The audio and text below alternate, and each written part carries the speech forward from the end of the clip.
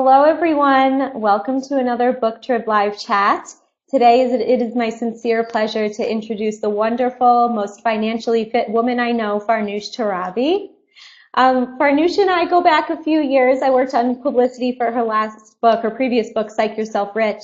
And you may know Farnoosh from her daily podcast, So Money, or you may have seen her talking on TV about all things personal finance. But today we're talking with Farnoosh about her latest book, When She Makes More, 10 Rules for Breadwinning Women, which is a hot topic. And before we get going with the chat, I just wanted to remind everyone to head over to booktrib.com when we're done. We will be giving away a copy of When She Makes More. So be sure to subscribe to our newsletter as well to get the first word on news, giveaways, and more. Farnoosh, you've been writing about the psychological side of money, our relationship with money and personal finance for a while now. What made you decide to jump in and write a book about personal finance and relationships? Well, thanks for having me, Sarah. This is really cool. The book came out, the paperback, I should say, came out today. Here it is. Congratulations. And I'm excited to give one away.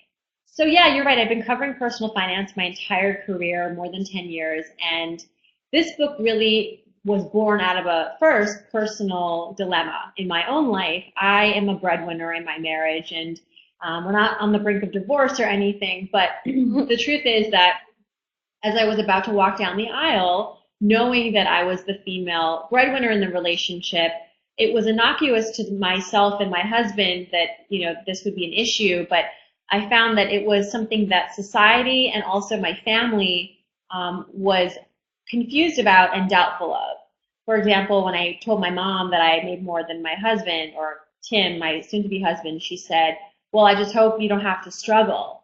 It wasn't congratulations or we're so proud of you or isn't this great? It was like, oh, geez, really? And I didn't like the feeling that I was receiving from this very real part of my life. And it was for the first time in my entire career that I professionally and personally felt as though I didn't have all the answers for myself and for others who were in a similar situation about how to really make the marriage thrive, the relationship thrive as a female breadwinner. And the fact is that the rules are completely different. There are a lot of sensitivities that are unique to being a female breadwinner in a relationship. When I started to research the book, I discovered that when she makes more, there's a higher chance for divorce, a higher chance for infidelity. She ends up doing more housework than a woman who makes less or the same as her husband. She's more likely to quit her job entirely if she feels as though it's a threat to the relationship. He feels emasculated. So there are all of these complexities and challenges, but the good news is, as I started to research this even further, is that this relationship, this dynamic is totally winnable.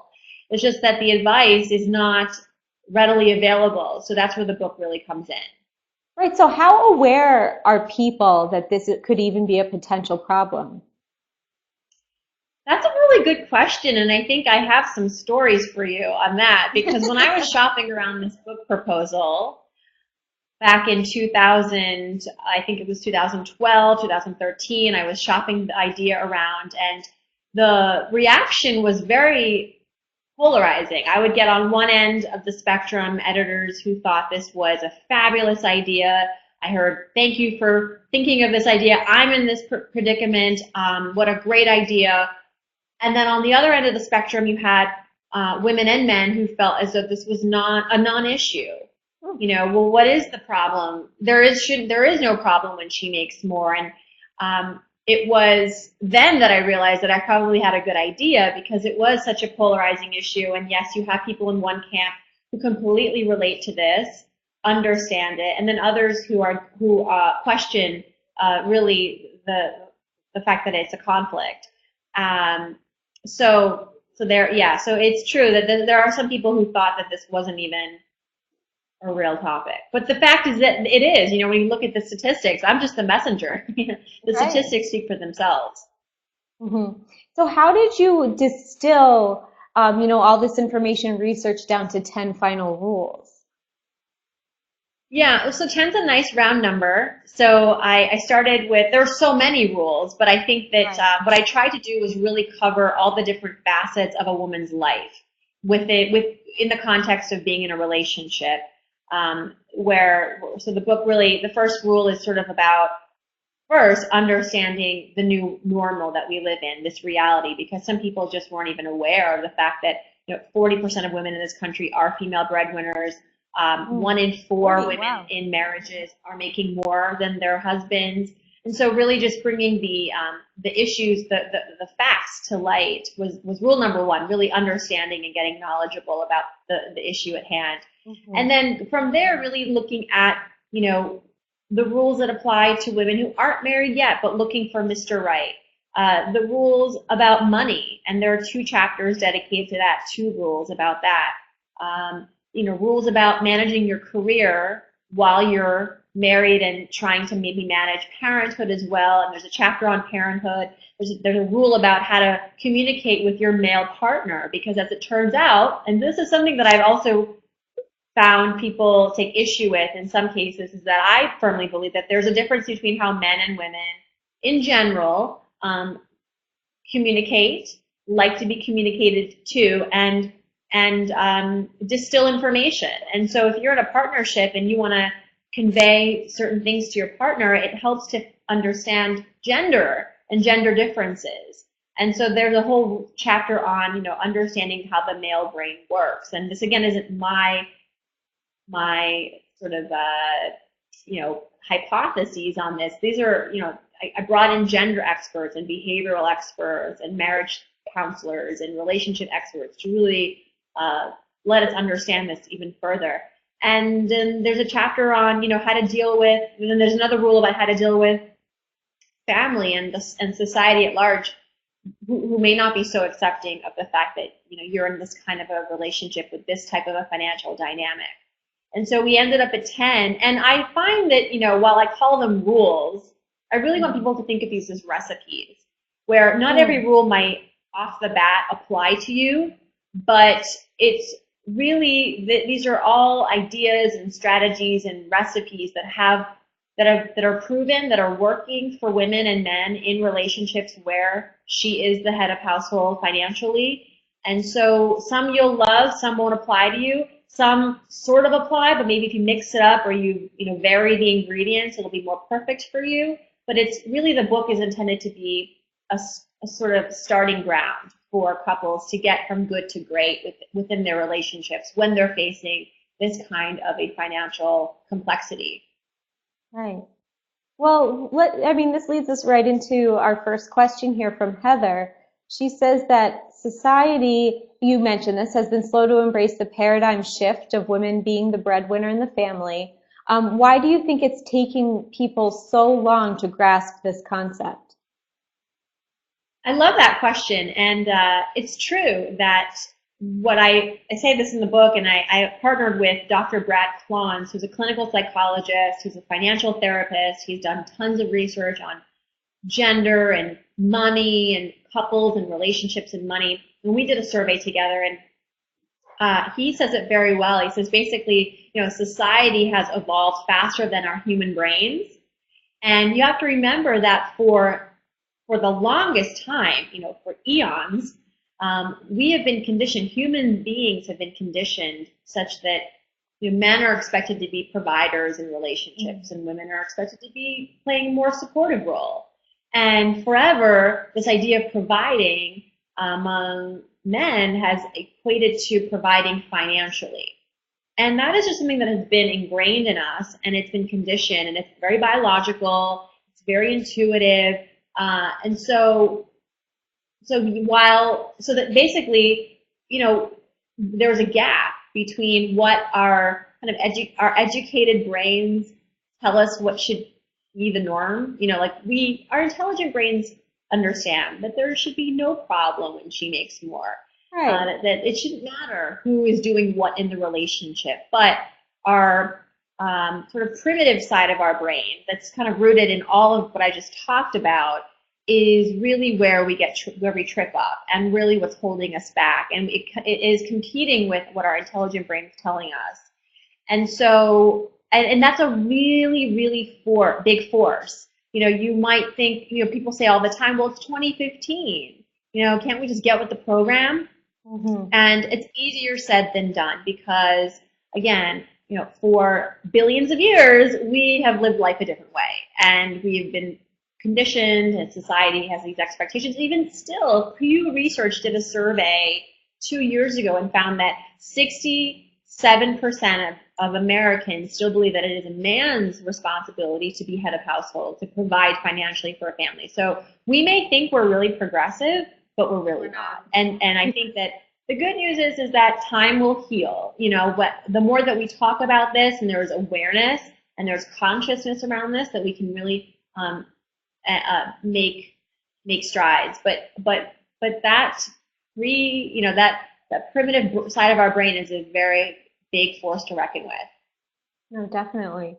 We're talking about partners in together dealing with finances and that sort of thing. But here's another question from Heather. She asked, how important is financial autonomy and how do you achieve it? It's so important. I dedicate a lot of the book to how to basically level the financial playing field. It's a rule in the book. It's really important. It's in the beginning of the book too, because it's something that I think needs to be addressed first and foremost. When there is income disparity, no matter who's making more, who's making less, when there's income disparity, there are going to be issues, as far as how do we spend on things, how do we find common ground, how do I assign my income to something that feels significant.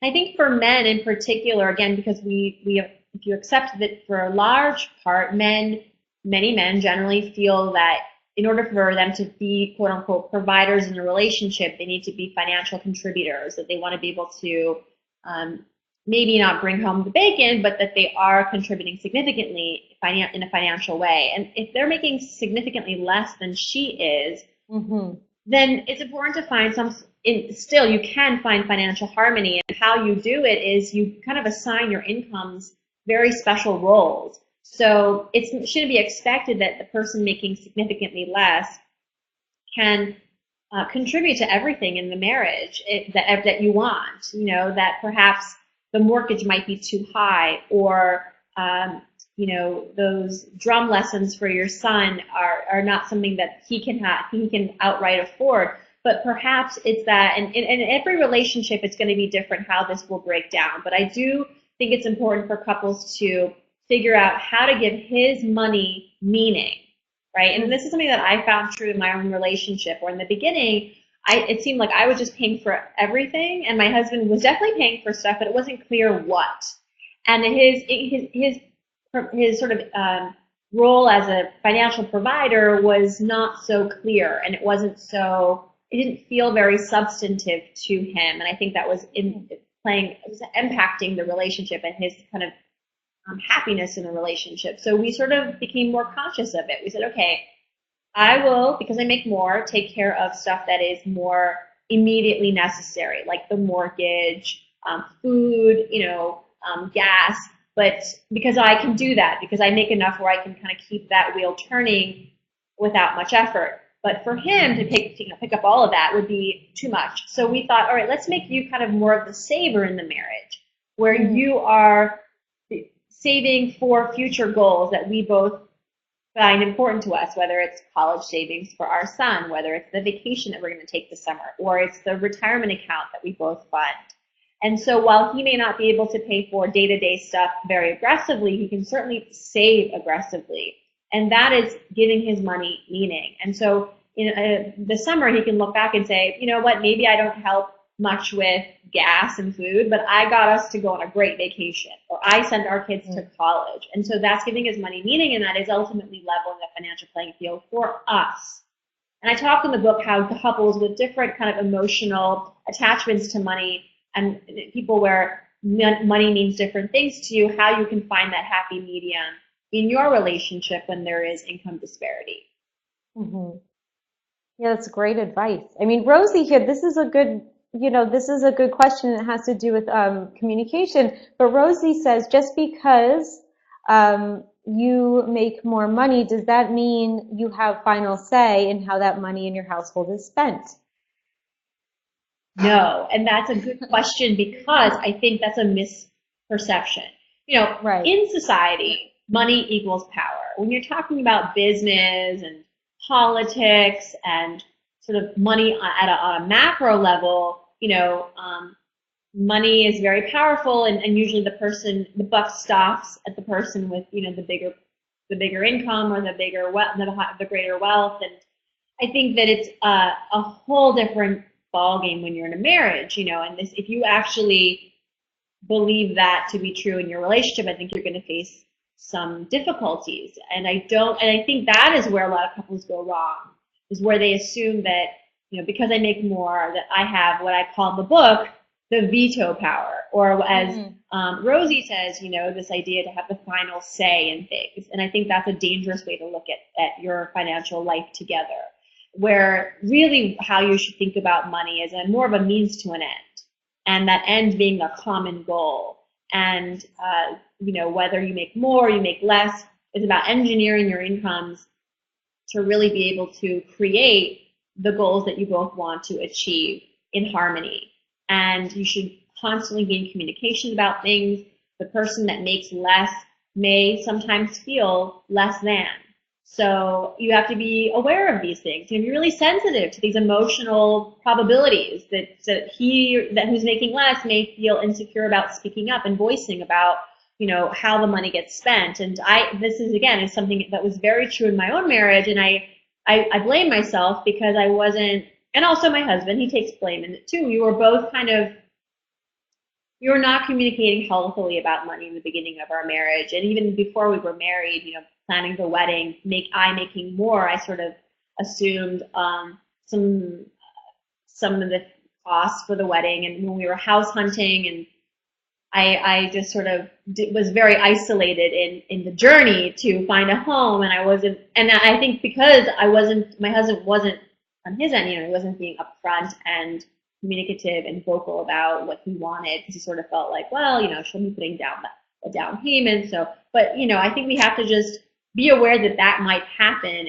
call it out, and say, and I did, and I was like, you know what, Tim, I want you to be more involved. I would really like to be more of a team as we do this, and I don't want to, mostly because I didn't want to make a mistake and get all the blame. I didn't want to go down the mortgage path and then, somehow make a mistake and then it was all on me. I wanted to have a partner. And I told him, I said, it feels kind of alone on this island of when she makes more. I think, it'd be a lot more fun if we did this together. And we had a good laugh about it. And he recognized, he wasn't really voicing, because he did say, he admitted, I do feel sometimes like your voice matters more.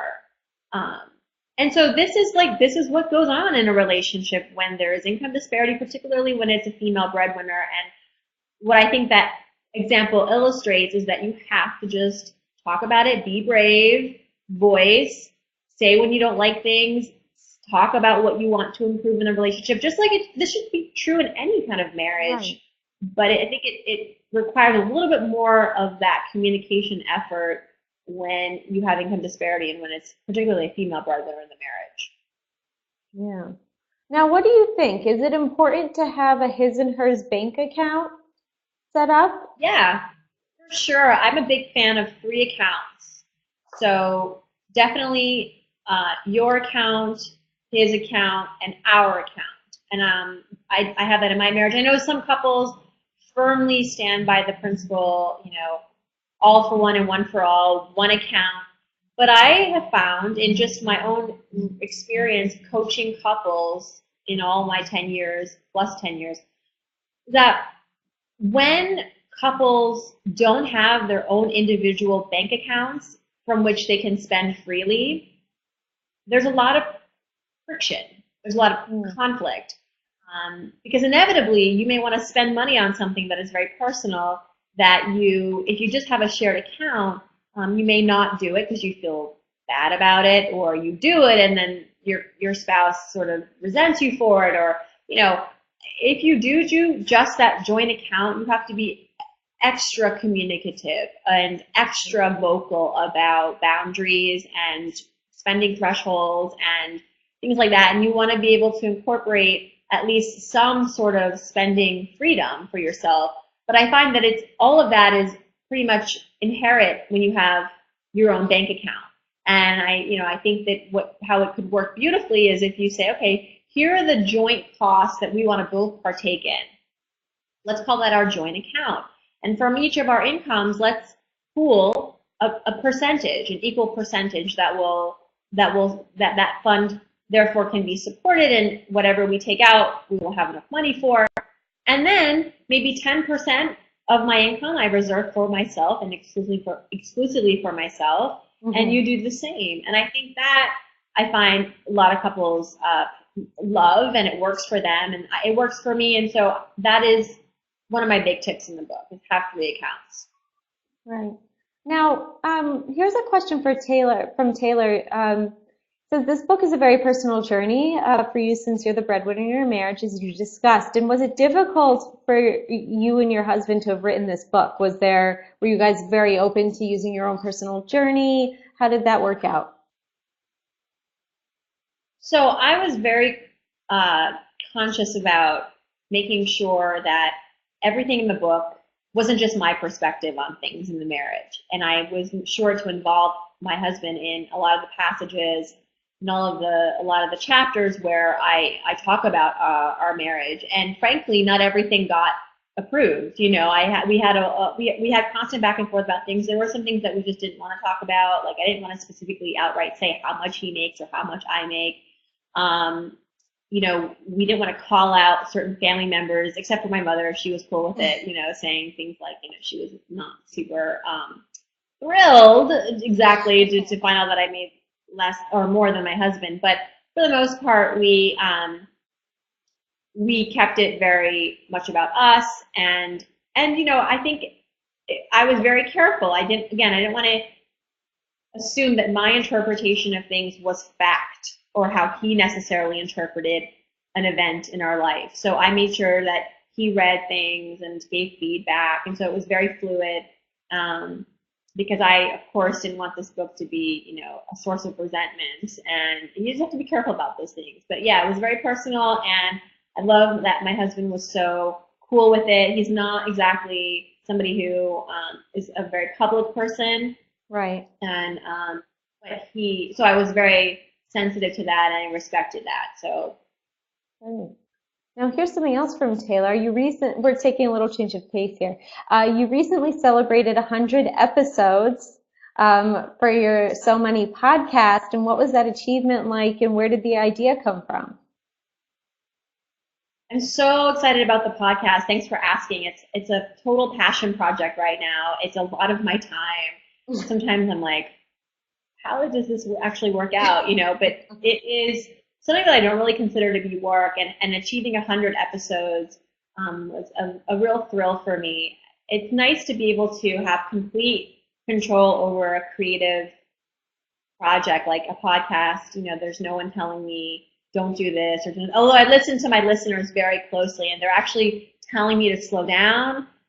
They can't keep up. They're worried about me burning out. So I'm actually very much considering in the future maybe doing fewer podcasts every week, but not yet. So the format's not changing yet, but it feels really good to do something that is daily. That connection with the daily audience is really, really valuable, and I'm learning a lot about my listeners, and also learning a lot myself from all my guests. My guests are amazing, from Tony Robbins to Tim Ferriss to Gretchen Rubin, who wrote The Happiness Project. I interviewed the Millionaire Matchmaker the other day. I interviewed Dan Price, the CEO, who lowered his pay so that everyone in his company could get $70,000 as a base salary.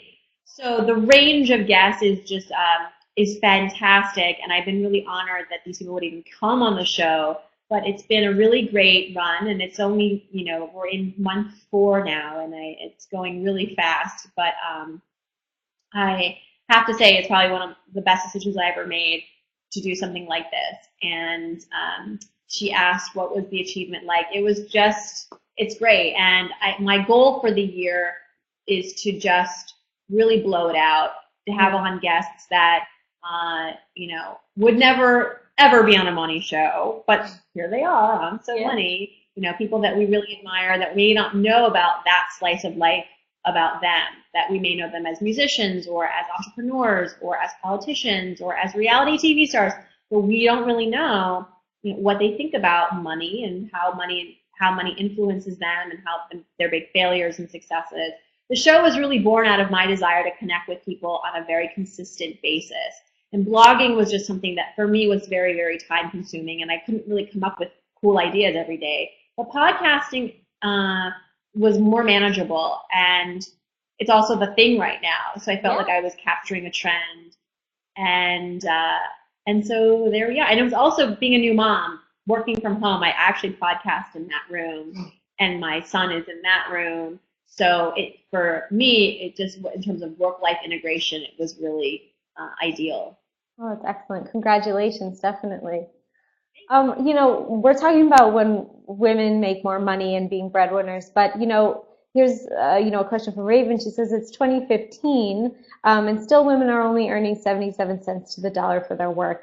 In your opinion, what steps need to be taken in order to achieve equal pay or to be compensated for their work? That's a great question, and yes, it's a whole other scenario when you take the woman. She may be making more in her marriage, right, but she's also maybe making more or less than the guy at her, her coworker, who's doing the same work and who maybe even has been there less time than she has. It's unfortunate that we still have this gender wage gap. I think that, and I talk a lot about this. I think it's one of my passionate, one of the things I'm most passionate about when I talk about money and women. And I would say that clearly, institutionally there needs to be change. Politically there needs to be change. There are a lot of companies still that discriminate their female employees. There aren't enough laws that are protecting women in this arena. We need to just keep talking about this and demanding higher pay, so that companies can wake up to the fact that when they pay their women employees a fair wage, an equal wage, everybody wins. This is like to the detriment of not just women, but also men and the companies and society. But at a micro level, I am a big advocate of women simply asking for more and negotiating more and demanding more and knowing their worth and going out there and achieving it and just asking for it. And it is one of those things that I think men generally are better at doing than women and do it more often. And I do think it's partly because men have just been working in the traditional workforce, a lot longer than women, and perhaps they're more accustomed to it and more conditioned to negotiate. But women are really great negotiators. We just need to really put our skills to the test and not be shy, not be intimidated, not be concerned that simply asking is going to put us at a disadvantaged place or that we're going to be looked down upon. So one of the best pieces of advice that my father actually gave me when I was starting out in my career was to negotiate my salary. And I was just happy to be there. I didn't want to ruffle the feathers. I just wanted to start working like a good little girl and sit at my desk and do whatever they wanted me to do. And I think that negotiating is just like any other muscle. You have to flex it. It's not going to be easy at first. It's going to be very difficult, perhaps, but the more you do it, the better you will get at it, the easier it will become, and the more money you will make. And the fact is that, especially women early on in their careers, the fact that we don't negotiate enough ends up costing us a lot of money in the long run. We end up putting something like $1 million on the table in lifetime earnings because we don't negotiate just in those beginning years. So I'm a big advocate of being your biggest financial advocate and going out there and asking for more money. And frankly, if the companies aren't willing to pay you for what you're worth, move on. Don't be afraid to pick up your stuff and move on. Start your own company. Work at a different place. Just be more conscious of the fact that this is going on and that you need to do your part as much as society needs to do its part as well. But as an individual, I think there's a lot that we can still do to earn what we deserve. Definitely. Now we're nearing the end of the podcast, but I wanted to ask you, what's the big takeaway about from When She Makes More? What I want everyone to know is that When She Makes More, while there may be some unique complexities that arise in the relationship, from how do we manage the money to how do I avoid feeling resentful to how do I bring home the bacon and maintain my connection and my presence as a mother and as a wife and as a individual, there are a lot of unique questions that come up as you are the female breadwinner. But the good news is that this is a completely winnable situation, that you can absolutely thrive, and that there is a community out there that will support you. But it may not be evident right off the bat, but the book is really there to guide you and show you the way and to give you the confidence to succeed in your marriage. And it's not just something that women need to concern themselves with, although it is a book that is written for women. The idea is that it is a book that will be shared, that men will also participate. And there are many men out there who love their breadwinning wives, and those marriages are thriving and working, and I've discovered many of them, and they're in the book, and I hope that the advice will help the future generation of breadwinning women. Wonderful. Well, thank you again, Farnoosh. You know, everybody, please go buy her book right now. It's wherever books are sold. The paperback is just out today. Yeah, so it's a lot cheaper, which is Yes, good. cheaper. Cheaper's good, budget friendly. And the full title is When She Makes More, 10 Rules for Breadwinning Women, excuse me. Very hot topic. It's a great book. Farnoosh, thank you so much. You know, you can check her out. You can please download, subscribe to her podcast, So Money. You can find her on Twitter, online. She's everywhere. Thank you again, Farnoosh. Thank you so much. It's been a real honor to be here. And yeah, I'm really excited, and thank you for all your great questions, everyone. Great.